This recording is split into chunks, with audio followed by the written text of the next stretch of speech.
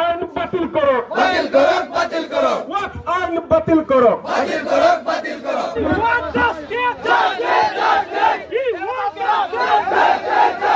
no justice, no right, no right, no right, no justice, no right, no right, no right, no right. আমি সমগ্ৰ ভাৰতৰ লগতে আমি অসমত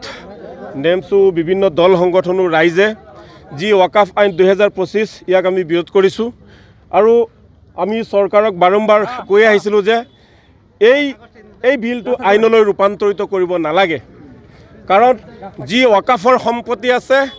এই ওয়াকফৰ সম্পত্তিসমূহ কাৰো পৈতৃক সম্পত্তি নহয় ইয়া মুছলমানৰ সম্পত্তি মুছলমানৰ সম্পত্তিত বাৰ বিজেপি চৰকাৰে চকু দিয়া আমাৰ দেখা গৈছে আমি দেখিবলৈ পাইছোঁ মুছলমানসকলক এটা দুৰ্বল জাতি হিচাপে প্ৰতিষ্ঠা কৰাৰ কাৰণে কেতিয়াবা উচ্ছেদ কৰি আহিছে কেতিয়াবা মাদ্ৰাছা ভাঙিছে কেতিয়াবা মছজিদ ভাঙিছে এইটো কি লীলা খেলা আৰম্ভ কৰিছে ভাৰতবৰ্ষ এখন সৰ্ববৃহৎ গণতান্ত্ৰিক ৰাষ্ট্ৰ হয় ইয়াত সকলো জাতি জনগোষ্ঠীৰে সম অধিকাৰ সম উন্নয়ন বা ধৰ্ম নিৰপেক্ষ দেশ হিচাপে সকলোৱে সকলো নিজৰ নিজৰ ধৰ্ম পালন কৰিব পাৰে কিন্তু দেখা গৈছে ইয়াত আমাৰ উন্নয়ন কাঢ়ি নিব চেষ্টা কৰা হৈছে আমাৰ ধৰ্মক আঘাত হানাৰ কাৰণে চেষ্টা কৰা হৈছে গতিকে আমি এই কাৰ্য সফল হ'বলৈ নিদিওঁ আমাৰ ৰাজপথৰ আন্দোলনৰ লগে লগে আমাৰ ন্যায়িক যুঁজ চলি থাকিব আমি এতিয়া মহামান্য উচ্চতম ন্যায়ালয়ক আমি যাবলৈ সাজু হ'ম আমি আপোনালোকৰ জৰিয়তে অসমৰ সন্মানীয় মুখ্যমন্ত্ৰী ডাঙৰীয়াক আমি অনুৰোধ জনাব বিচাৰোঁ যে মমতা বেনাৰ্জী যেনেকৈ থিয় দিছে মুছলমানৰ পক্ষত বিহাৰৰ তেজস্বী যাদৱ যেনেকৈ মুছলমানৰ পক্ষত থিয় দিছে ভাৰতীয় সংবিধানৰ স্বাৰ্থত তেওঁলোকে থিয় দিছে আপুনি আমাৰ মুখ্যমন্ত্ৰী হিচাপে আপুনি অসমৰ মুছলমানসকলৰ স্বাৰ্থ দিয়ক স্বাৰ্থত সংগ দিয়ক আজি ভাৰতবৰ্ষৰ যিটো সংখ্যালঘু পৰিক্ৰমা বিভাগ আছে এই বিভাগটোৰ নাম যদিও সংখ্যালঘু পৰিক্ৰমা বিভাগ কিন্তু মুছলমান যি ধৰ্মীয় সংখ্যালঘু লোকসকল আছে তেওঁলোকৰ বিৰুদ্ধে এই বিভাগটো কাম কৰি আছে গতিকে এই সংখ্যালঘু পৰিক্ৰমা বিভাগটো বিজেপিৰ দিনত আমাক নালাগে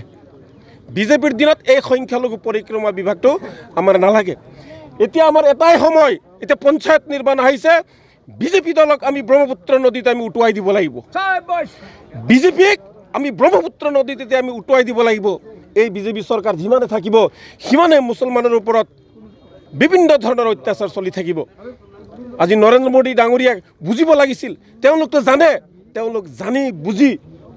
মুছলমানৰ বিৰুদ্ধে থিয়াটো এক গণতান্ত্ৰিক ৰাষ্ট্ৰৰ কাৰণে এক অন্যায় কৰা হৈছে মুছলমান মানুহ কি ভাৰতবৰ্ষৰ মানুহ নহয় নেকি নে এইখন চৰকাৰে ভাৰতবৰ্ষৰ মুছলমানক স্বদেশী নাগৰিক বুলি নাভাবে যেতিয়া ভাৰতবৰ্ষ স্বাধীন হৈছিল সকলোৱে জানে যে